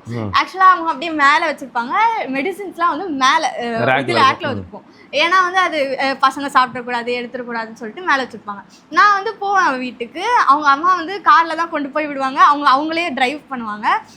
ஷிஃப்ட்டு முடிச்சுட்டு 2 பேரையும் கூப்பிட்டுப்பாங்க. அந்த மாதிரி நிறையா இருக்கிறனால நான் வந்து அங்கே போனால் வந்து நிறைய பார்ப்பேன். லைக் வந்து நல்லா அவங்க வீட்டில் வந்து எப்படி எப்படிலாம் இருக்குது, எப்படி எப்படிலாம் வச்சுருக்காங்க அப்படின்னு சொல்லிட்டு. ஸோ வந்து ஒரு ஃபஸ்ட் ஸ்டாண்டர்டில் இருக்கும்போது எப்படி இதெல்லாம் வந்து தெரியுது அப்படின்னா, இப்போது ஒரு ஃப்ரெண்ட்ஸ் இது வந்து நமக்கு தெரியும். ஒரு ஃப்ரெண்ட்ஸ் வந்து இந்த மாதிரி இருக்காங்க, அந்த மாதிரி இருக்காங்க. ஸோ வந்து அவங்களுக்கு மூலியமாக நமக்கு ஏற்படுற இது வந்து நமக்கு அப்பயுமே ஆப்பர்ச்சுனிட்டிஸ் வந்து கொஞ்சம் தெரிகிற மாதிரி இருக்கும் அந்த டைம்லையுமே.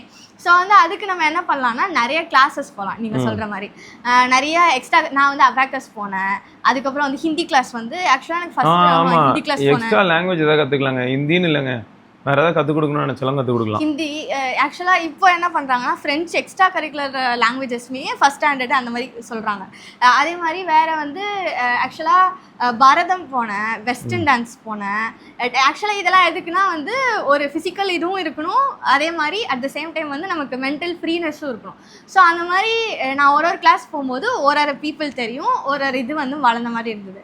ஸோ அதே மாதிரி எனக்கு அந்த டைமில் என்னென்ன ஆப்பர்ச்சுனிட்டிஸ் இருந்ததுன்னா, அப்போது வந்து ரிலேட்டிவ்ஸ்லாம் இருந்தனால அவங்களாம் ஒன்றுன்னு சொல்லுவாங்க. இப்போது ஃபினான்ஸ்னா என்ன நடக்கும்னா ஒருத்தவங்க வந்து ஃபினான்ஸ் பற்றி பேசுவாங்க. ஆக்சுவலாக எனக்கு ஒருத்தவங்க தெரிஞ்சவங்க, அதாவது அத்தையோட ஒரு ரிலேட்டிவ், அவங்க கிட்ட பேசும்போது எப்படின்னா அவங்க வந்து ஃபினான்ஸ் பற்றி ஒரு சில விஷயம் சொல்லுவாங்க. அப்போ நமக்கு அதை பற்றி ஃபினான்ஸ் பற்றி தெரிகிற மாதிரி இருக்கும். ஸோ அப்போ ரிலேட்டிவ்ஸ் கிட்ட பேசும்போதே நமக்கு நிறையா விஷயங்கள் தெரிகிற மாதிரி இருக்கும். ஸோ வந்து அப்போது நம்ம 4th ஸ்டாண்டர்டில் என்ன பண்ணலாம் அப்படின்னா, ஒருத்தவங்க கிட்ட நம்ம வந்து கேட்கலாம், ஒரு ரிலேட்டிவ் வந்து பேச சொல்லலாம், அவங்க என்ன பண்ணுறாங்க.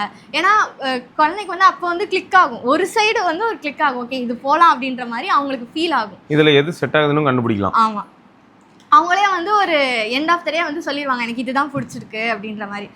ஏன்னா நான் வந்து அப்படி தான் வந்து நான் வந்து ஒரு இதில் செட்டில் டவுன் ஆனேன். இதுதான் வேணும், அதுதான். உனக்கு என்ன பிடிச்சிருந்தது அந்த டைமில்? ஏன்னா அந்த டைமில் வந்து மெடிசன் டாக்டர் சைடு தான் போகணும்னு எனக்கு வந்து அது வந்து நீ ப்ரொஃபஷனல் அளவுக்கு யோசிக்கிறேன். நான் எப்படி சொல்கிறேன்னா மல்டிபிள் எக்ஸ்ட்ரா கரிக்குலர் ஆக்டிவிட்டீஸ் மாதிரி நீ போகிற, டான்ஸ் போகிற, பியானோ கிளாஸ், அது இதில் இருக்கிறதுலே உனக்கு அந்த டைமில் எது பிடிச்சிருந்தது? எனக்கு அப்போ வந்து ஹிந்தி கிளாஸ் தான் பிடிச்சிருந்துச்சு. ஏன்னா அது எப்படி இருக்கும்னா ஆக்சுவலாக அங்கே நிறைய திட்டுவாங்க, அது வேறு விஷயம். அதாவது எப்படி இருக்கும்னா நம்ம என்ன பண்ணுவோம், எனக்கு வந்து எப்படின்னா ஒரே இது வந்து திருப்பி படிக்க பிடிக்காது, புதுசாக படிக்க பிடிக்கும். ஸோ என்ன பண்ணுவேன்னா இப்போ எனக்கு சொல்லி கொடுத்துட்டு அவங்க போயிடுவாங்க. இப்போ மற்றதுக்கு நடத்துவாங்கல்ல, அந்த கதையெல்லாம் கேட்டுட்டு உட்காந்துருப்பேன். ஸோ வந்து வித்தியாசமாக கதை கேட்குற மாதிரி இருக்குமா. ஸோ அது வந்து ஜாலியாக இருக்கும். ஆனா அதுக்கு திட்டு வாங்குவேன் நானு. அதெல்லாம் கரெக்ட் தான். ஆனா பரவாயில்ல, ஹிந்தி கிளாஸ் பிடிச்சதுன்னு சொல்ற பிள்ளைய நான் இன்னைக்கு தான் பாக்குறேன். அந்த டைம்ல வந்து பிடிக்கலன்னு தான் எல்லாரும் சொல்லுவாங்க. ஏன்னா வந்து அந்த டைம்ல எப்படின்னா இருக்கும், ஃபோர்ஸ் பண்ற மாதிரி இருக்கும். எங்க வீட்லயுமே என்ன சொன்னாங்க, நீ போய் படி, நீ நல்ல மார்க் எடுக்கணும்னா நான் கேட்க மாட்டேன், பாஸ் ஆனா போதும் அப்படின்னு தான் எங்க வீட்டில் அப்போ சொன்னாங்க ஹிந்திக்கு. ஏன்னா அப்போ மெயின் மோட்டிவ் எப்படி இருந்ததுன்னா, ஒரு லாங்குவேஜ் இருந்தது, அந்த லாங்குவேஜில் இருக்கிற எல்லாமே படிக்கணும், அது மார்க் ஓரியன்ட் கிடையாது, அதை பற்றி எல்லாமே தெரிஞ்சுக்கணும் அப்படின்ற ஒரே ஒரு விஷயம் தான் இருந்தது. ஸோ வந்து போவேன், பாஸ் ஆனால் போதும், அந்த மாதிரி தான் சொல்லுவாங்க. ஸோ வந்து அந்தளவு படித்தா போதும். ஏன்னா ஹிந்தியெலாம் எப்படி இருக்கும்னா வீட்டுக்கு வந்து படிக்க முடியாது நம்மளால். ஏன்னா வீட்டில் வந்து ஏற்கனவே ஸ்கூல் சப்ஜெக்ட்ஸு கொடுத்துருப்பாங்க, ஹோம்ஒர்க் கொடுத்துருப்பாங்க.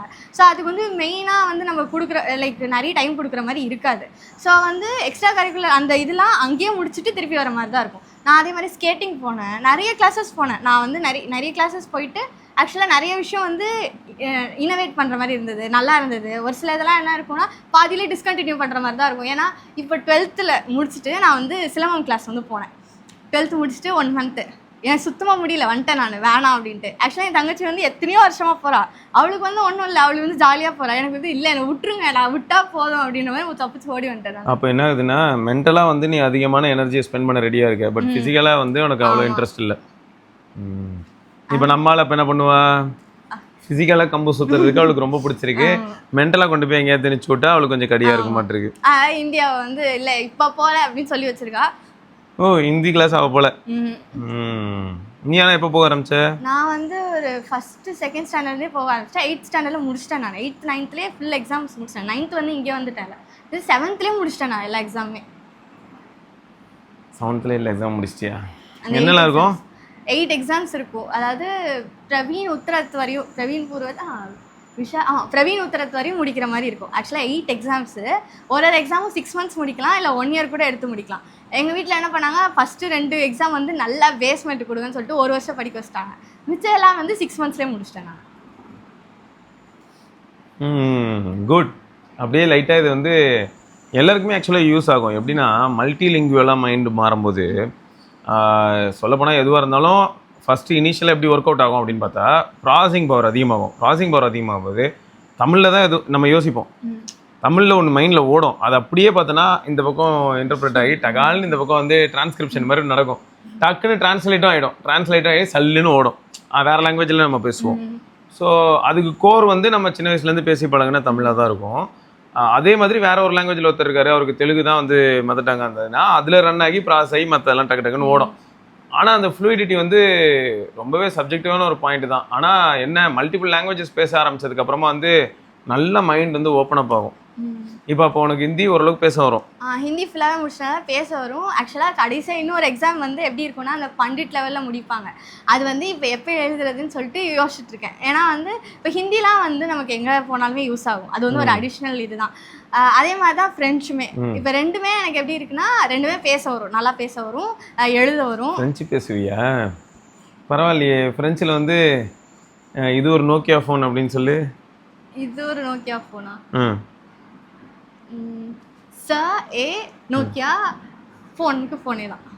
ஓ, சாயே. சி கமா மேலே கமா போட்டு EST வரும். அது வந்து ப்ரொனன்சியேஷன் வித்தியாசமாக இருக்கும். அது வந்து ப்ரொனன்சியேஷன் வந்து சாயே அப்படின்னு இருக்கும். நோக்கியா ஃபோன் இல்லையா? சரி, நான் ஒரு நோக்கியா வெறியன் அப்படின்னு வேணா நான் போயிட்டு அப்போ ஃப்ரெஞ்சு நாட்டில் சொல்லிக்கிறேன் ஏதாவது. ஓகே, எப்படிலாம் இருக்குது பாரு. பரவாயில்ல, அது டக்குன்னு ரிகலெக்ட் பண்ணி சொல்கிற இது வந்து ஒரு பாயிண்ட் தான்.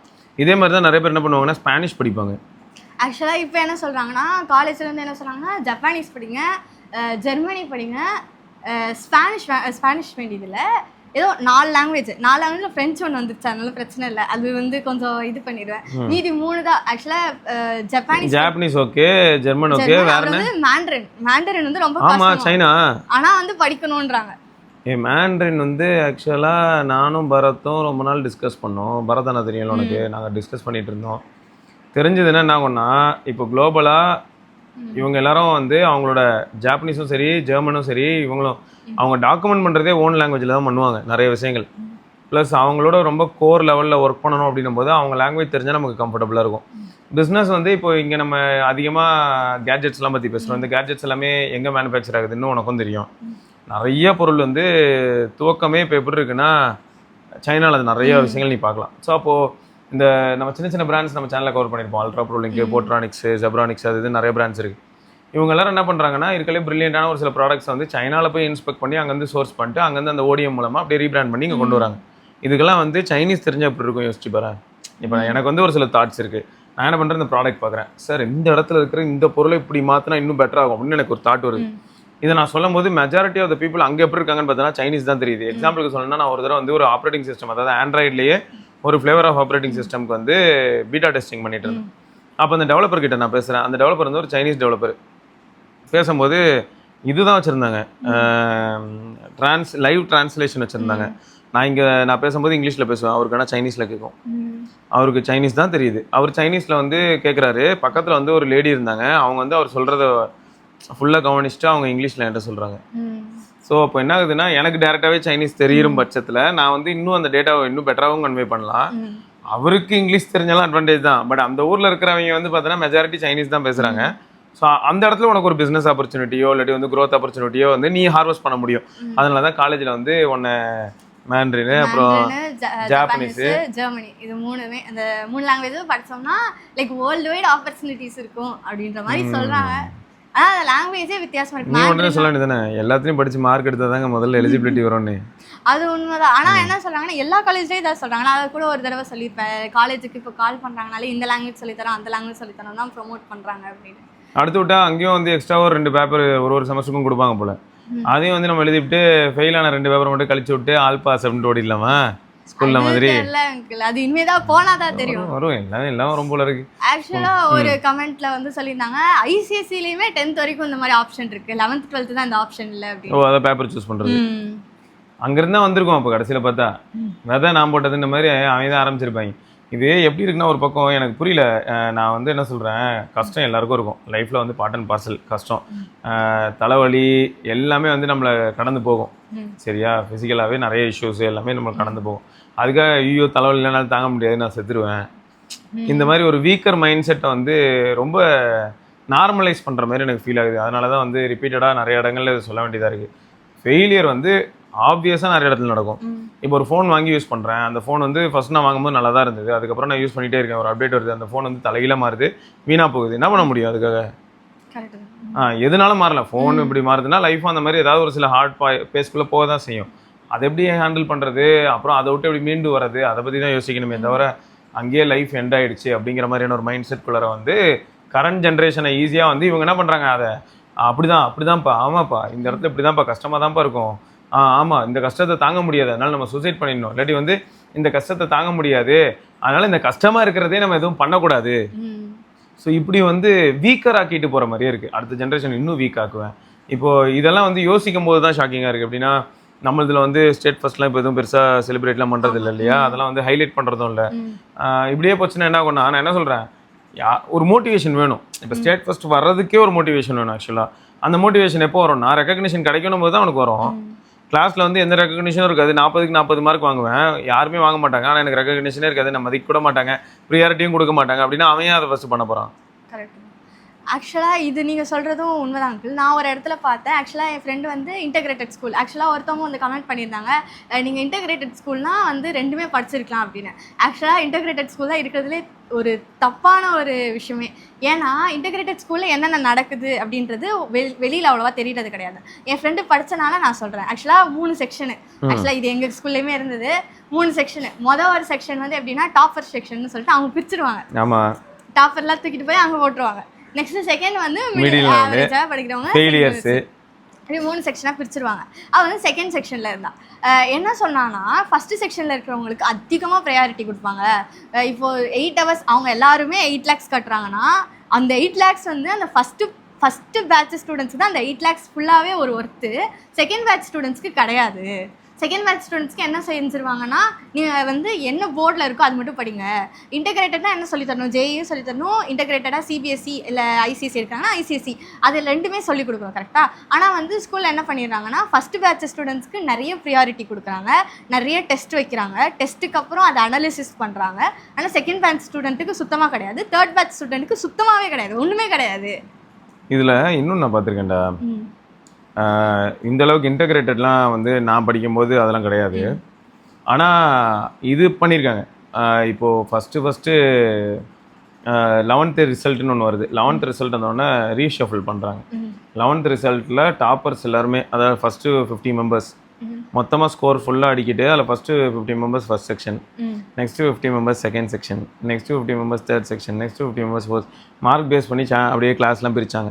பிரிச்சுட்டு அதுக்கேற்ற மாதிரி அவங்களுக்குள்ளே கம்பீட் அந்த பண்ணுற ஒரு எபிலிட்டி வரும் அப்படின்னு சொல்லி பிரித்தாங்க. அது ஆனால் நிஜமாக உண்மை தான். சில சமயங்கள் நமக்கு எப்படி என்னடா இது இன்இக்வாலிட்டி அப்படின்னு ஃபீல் ஆகும், உண்மை தான், அதுவும் தோணாமலாம் இல்லை. ஆனால் என்னாச்சுன்னு பார்த்தோன்னா, ஒரு 4th செக்ஷனில் இருக்கிறவன் திடீர்னு பார்த்தா ஃபஸ்ட்டு செக்ஷனில் இருக்கிறவனோட அதிகமாகலாம் எடுத்து காமிச்சான். அது வந்து 100% செல்ஃப் இன்ட்ரெஸ்ட் ஃபோக்கஸ் பண்ணி உள்ள வரணும். ஏன்னா இவ்வளோ நாளாக எடுக்காத மார்க் இப்போ எடுக்க ஆரம்பிக்கிறான். ஸோ சில சமயங்களில் இதுவும் நடக்கும். அதே மாதிரி ஃபஸ்ட்டு செக்ஷனில் இருக்கிற ஒருத்தன் திடீர்னு பார்த்தா ஃபெயில்லாம் ஆகுறான். ஸோ எனிதிங் நடக்கும். ஏன்னா அது ஒரு மாதிரி அந்த வயசு, அது ஒரு சின்ன வயசு, அந்த வயசில் ஒருத்தன் மோட்டிவேட் ஆகி ஃபயராக மாறுவான், இன்னொருத்தன் ஆல்ரெடி ஃபயராக இருந்தவன் தண்ணியாக மாறிடுவான், அப்படியே காணாமல் போயிடுவான். ஸோ இது எதுனாலும் பாசிபிள். பட் இப்படி பிரிக்கிறது வந்து சில சமயங்கள் எப்படி தோணுன்னு பார்த்தா இன்இக்வாலிட்டி மாதிரி ஃபீல் ஆகும். இதனால இதுக்காக ஒன்று அனுப்பி விட்டாங்க, இல்லாட்டி இப்படி பண்ணுறதுக்கான. ஆனால் சில பேருக்கு எப்படி ஃபீல் ஆகும்னு பார்த்தோன்னா, இந்த வர குவார்டர்லியில் வந்து நான் அடிச்ச மார்க் இன்க்ரீஸ் பண்ணி திரும்ப ரீஷஃபில் முன்னாடி போவேன், அந்த வெறியும் வரும். ரீஷஃபில் நடக்கலனா ரீஷஃபிளே நடக்காமல் இல்லை. அங்கே வந்து என்னாச்சுன்னா திரும்ப திரும்ப பண்ணாங்க. அவங்க அதே எப்படின்னா 12th மார்க் எடுக்க வைக்கிறது நிறைய ஸ்கூலுக்கு கனவுடா. Majority pass percentage and state toppers எல்லாம் நம்ம ஸ்கூலில் வரணும்னு வெறியாக இருக்கும். அப்போ என்ன பண்ண ஆரம்பிப்பாங்கன்னா 11th வரைக்கும் வேற மாதிரி நடத்துவாங்க. 11th மிட்லேருந்தே பார்த்தீங்கன்னா 12th ஆரம்பிச்சிருவாங்க. அந்த 12th ஆரம்பிச்சதுக்கப்புறம் என்ன பண்ண ஆரம்பிச்சிருவாங்கன்னா இப்படி செக்ரிகேட் பண்ணிக்கிட்டே வருவாங்க. திடீர்னு ஒரு குரூப் போடுவாங்க. அந்த குரூப் அப்புறம் திரும்ப ரீவேல்யூட் பண்ணுவாங்க. ரீவேல்யூஷன் அடுத்த ஒரு எக்ஸாமில் அப்போ வந்து யாராவது கொஞ்சம் கம்மி மார்க்கு கட் ஆஃபோட கீழே வராங்கன்னா ஃபர்ஸ்ட் செக்ஷன்லேருந்துக்கிட்டு வந்து செகண்ட்லேருந்துக்கிட்டு வந்து தேர்டுலாம் போடுவாங்க. அப்போ ஷஃபில் ஆகிட்டே இருப்பாங்க. இது சில சமயம் எப்படி இருக்கும் அப்படின்னு பார்த்தா எல்லா செக்ஷனில் இருக்க எல்லாருமே ஃப்ரெண்ட்ஸ் தான். ஏன்னா எல்லாம் ஹாஸ்டல், எல்லாருக்கும் எல்லாரும் தெரியும். பட் ஒரு பக்கம் ஒரு வெறியும் இருக்கும். மார்க் அதிகமாக எடுத்தால் ஃப்ரண்ட்டில் போடுவாங்க. அப்போ நமக்கு என்ன ஆகும்னா அந்த கிளாஸில் வந்து பெஸ்ட் டீச்சர்ஸ் வருவாங்க, நிறைய வித்தியாசம் இருக்கும். அதை நோக்கி வந்து ஒரு சிலர் வந்து பயணிப்பாங்க. மீதி ஒரு சிலருக்கு வந்து பார்த்தீங்கன்னா ஆல்ரெடி லைஃப் வந்து எனக்கு 1000 ஐடியா இருக்குது, நான் இதுதான் பண்ணணும்னு எனக்கு அவசியம் இல்லை, நான் பாஸ் ஆனால் போதுன்ற மைண்ட் செட்டில் இருக்கிறவங்க பார்த்தீங்கன்னா கூல் அண்ட் கம்போஸ்டாகவும் இருப்பாங்க. அதுக்கு நம்ம தப்பும் சொல்ல முடியாது. அவன் வேறு ஏதோ ஒரு ஐடியாவில் இருக்கான். அவன் என்ன சொல்கிறான்னா 12th வந்து நான் ஒரு 70% கிட்ட எடுத்தேன்னா போதும், அந்த 70% எடுத்துகிட்டு அடுத்து என்ன பண்ணுவேன்னா எப்படி பார்த்தாலுமே எங்கள் ஊரில் இருக்கக்கூடிய ஒரு காலேஜில் தான் போய் சேர போகிறேன். அந்த காலேஜில் சேர்றதுக்கு வந்து நான் 90% எடுக்கணும்னு அவசியமே இல்லை, இதுதான் பண்ண போகிறேன், ஊரில் இருக்க அந்த காலேஜில் தான் சேர போகிறேன், அதுக்கப்புறம் நான் என்ன பண்ண போகிறேன்னு எனக்கு தெரியும், நான் பார்ப்பேன். இப்படியும் ஒரு சிலர் சொல்லுவாங்க. ஆச்சரியமாக இருக்கும். 10th மார்க்கு 12th மார்க்லாம் பார்த்தா ரொம்ப ஆவரேஜாக இருக்கும்.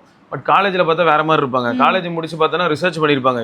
என்னடா என்னென்னமோ பண்ணுற, 10th பார்த்தா நீ என்னடா டேய் 55% தானே வாங்கியிருக்க, 12th பார்த்தா 65 தான் வாங்கியிருக்கேன், என்னடா ரிசர்ச்லாம் பண்ணியிருக்கேன், பெரிய ரிசர்ச் ஸ்காலர் ஆகிட்டேன், என்னென்னமோ பண்ணுற அப்படின்னா வேறு மாதிரியான ஒரு ஃபோக்கஸ்க்கு ஷிஃப்ட் ஆவாங்க. So anything is possible. என்னை பொறுத்த வரைக்கும் என்னென்னா இந்த மாதிரியான எக்ஸாம்ஸ் அப்பியர் ஆகிறத பற்றி பிரச்சனை இல்லை. பட் அப்பியர் ஆகிற எக்ஸாமில் ஃபெயில் ஆகிறதுக்கான பாசிபிலிட்டி அண்ட் ப்ராபபிலிட்டி தான் அதிகம்.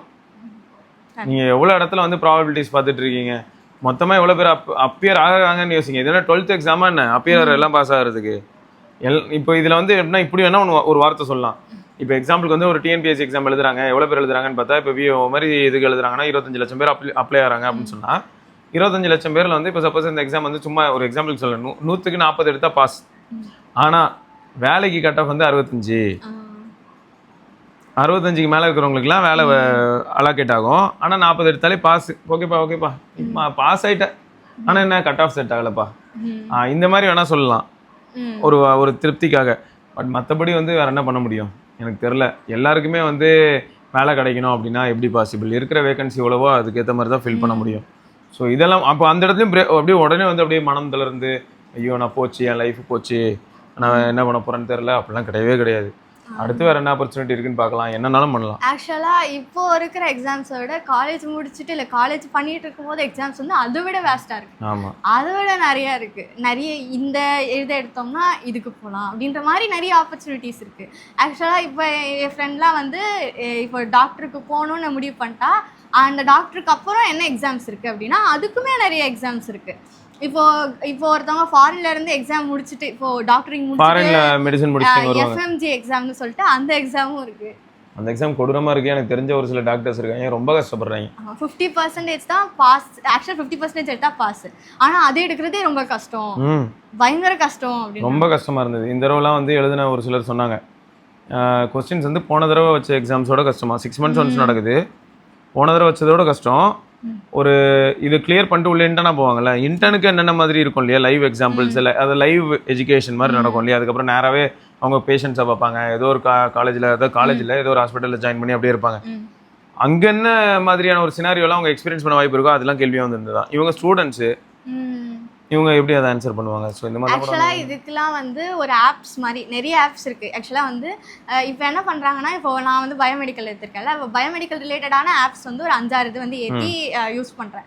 இப்போ வந்து அதுலலாம் எப்படி இருக்கும்னா நம்ம லைவாக என்னென்ன பண்ணலாம், லைவாக டிஎன்ஏ எக்ஸ்ட்ராக்டிங்லேருந்து எல்லாமே இருக்குது. அதாவது இப்போ ஆக்சுவலாக வந்து பயோமெடிக்கல்னால் எல்லாமே பயோ முன்னாடி போட்டுக்கணும். கான்செப்ட்டு நம்ம ரியல் லைஃப் கான்செப்ட் தான், ஆனால் எல்லாம் முன்னாடி வந்து பயோ கெமிஸ்ட்ரி அந்த மாதிரி இருக்கும். அது மாதிரி பயோ பைத்தான்னு போட்டுருந்துச்சு. நான் வந்து சரி அதுவும் போய் பார்க்கலாம் அப்படின்னு சொல்லிட்டு பார்த்தா அதில் வந்து ஜீன் கோடிங்னு சொல்லிட்டு மெடிக்கல் கோடிங் இருந்தது. ஆக்சுவலாக பைத்தானில் நம்ம எப்படி வந்து ஜீனை வந்து கோட் பண்ணுறது அப்படின்ற மாதிரி.